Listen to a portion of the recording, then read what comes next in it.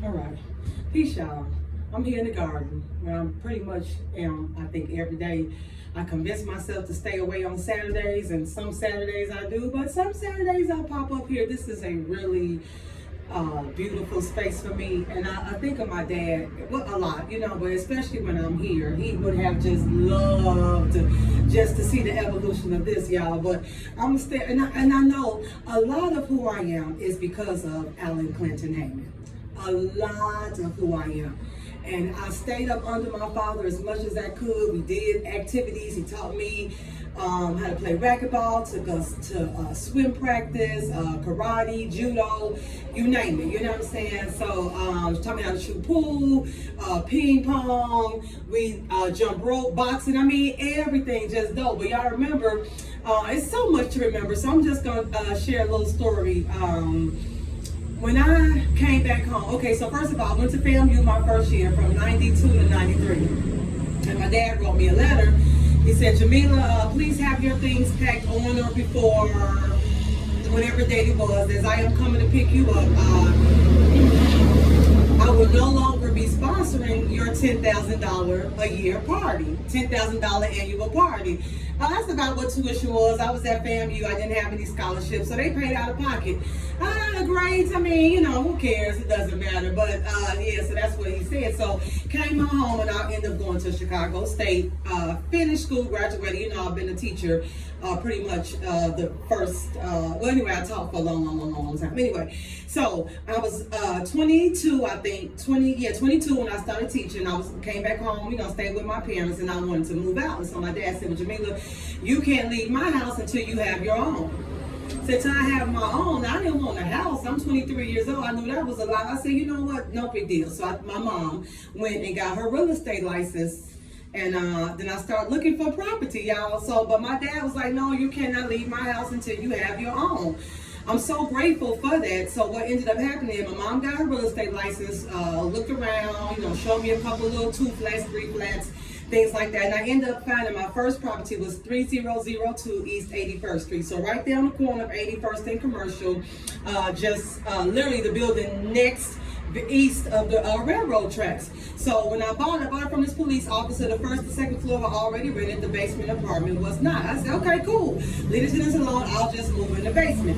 And so I moved in the basement apartment. Yeah, I lived there for a year. And the very next year, or the same year, my tenant ended up moving out, so I moved to the first floor, and then, you know, just various things. But the thing is, people say, you know, how'd you get into carpentry? You know, I'm really a bootleg carpenter. Math makes sense, numbers make sense. I got a thing for power tools, so I can pretty much build whatever. But because my dad would not let me go and rent a place or move in with anybody, I had to have my own. And because I was a teacher just out of school, my credit wasn't too established. So I bought, I think it was like $82,000, I think, for that 2-unit with the basement apartment. And so I had to learn hands-on a lot of stuff, because I could pay somebody once, maybe twice, but I'm not going to pay you 3 times to do the same thing. At some point, I should be able to get a little inkling of something that's going on to figure out, you know, how to do it myself. And that's kind of, I think, the progression of it. But again, I'm grateful that I had that experience. It was a lot for a 23-year-old. I was a teacher.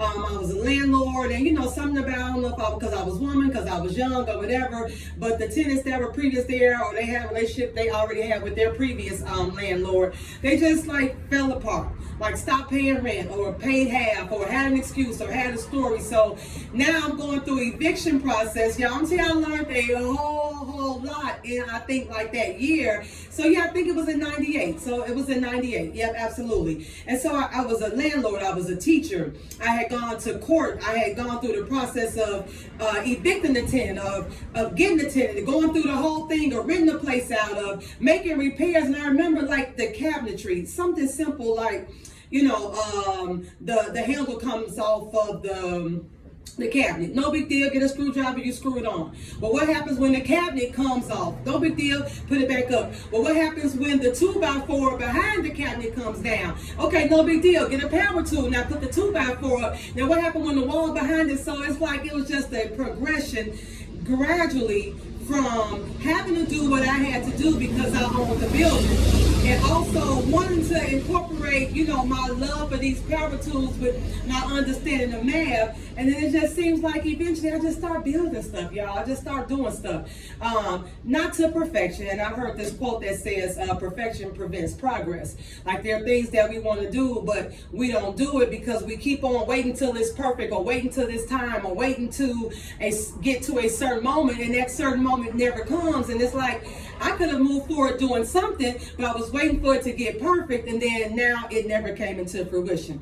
So anyway, guys, so I absolutely loved that whole experience. It was a little overwhelming to be doing so much and have to do it, but now that I don't have to do anything, I choose to do stuff. So yeah, it's beautiful. So my dad, again, an integral part of who I am, established that first thing about owning. So that was good for me. So I'm still teaching, so I do have an income. And I got the, real estate. I got the upper level renting, and now I got the basement renting. I'm on the first floor.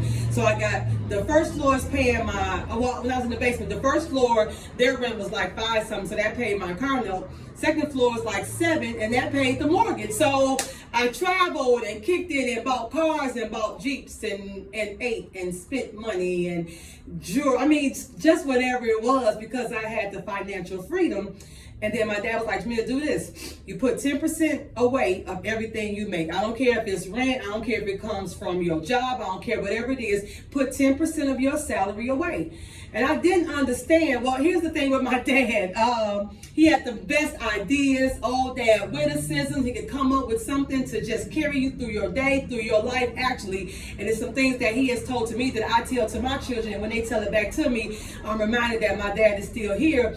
But as far as the decisions that he made, sometimes he knew what to do, even if he didn't do it. So I trusted him. So if my dad said put some money away, even if I didn't know he had money put away or not, it didn't matter. He said put the money away, I put the money away. And so I started doing that. I started putting 10% of the income away. So then, yeah, stuff happens and things come up, and then your unexpected expenses, you have to tap into the savings. But at least it was there for me to, get that whole little thing done.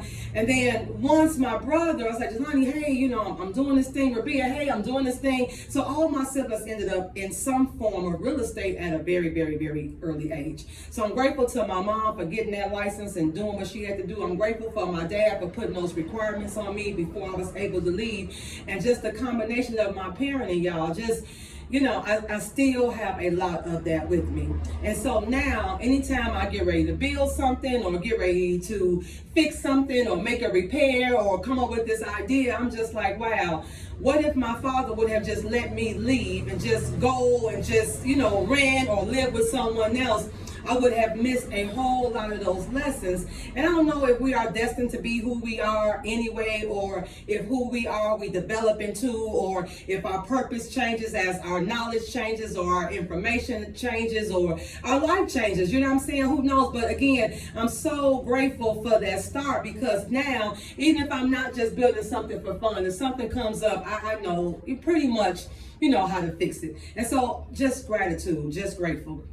And so today, I thought about that story about, FAMU and how I had to come back home, and, then how I wanted to leave and then I couldn't leave. And then when I finally did leave, it was, kind of tumultuous in the beginning, but how everything just worked out. So I'm just so grateful for my father, as I am for my mother as well. So I don't want to, not incorporate her, because I am grateful for her. But today, like most days, I'm just reminded of my father, and just because what he required of me developed me into someone who I may not have been had I not had that. And so I'm going to continue to see what happens as a result of developing your mind. The more you do, the more you push yourself to do, the more you try, the more, and I hate the word try, but the more you step out there and see what else you can do, what happens as a result of pushing the limits. And I'm going to end this with what my girlfriend Lena told me, because we know fear is imaginary, danger is real, okay? Fear is imaginary, danger is real. If I'm running because I'm scared, Jamila, what's wrong? You scared? Yeah, I'm scared. Scared what? I'm scared to leave my job and open my own business. So wait, you're running away from the thought of being scared of nothing is chasing you. Now here you are, tired and woe down, and can't breathe, everybody got to help save you, and you're running from something that's not chasing you. So that's the funny thing about fear. So it is imaginary. However, I think a lot of us do have a fear of something. And so what my friend Lena told me, she's like, Jamila, you gotta do it afraid. So yesterday, 2 days ago, I completed my little outdoor project again, built a little house, put the little roof on there. I don't like being 10 feet up in the air, especially in an area where the wind is blowing and my ladder could just blow with the wind. I created a situation in my head where I could almost see the ladder blow. I said, no, you don't want to visualize that. If you don't want that to happen, then why are you allowing yourself to see it happen? So fine, the ladder's going to be stationary. I'm going to be good. Climbed on up there, y'all, knocked it on out, got the little roof tiles, was short, had to get back down, run to the store, come back up again, knocked them on down. I just sat there, took a deep breath and finished everything, and I said, wow, I did it afraid. And so now it's done. And so now I've also learned that once you become fearless, you become limitless. And when you become limitless, that means there is nothing that you cannot do. Then you then deliberately create the life that you live. I'm out of here, and yeah, love y'all. Peace.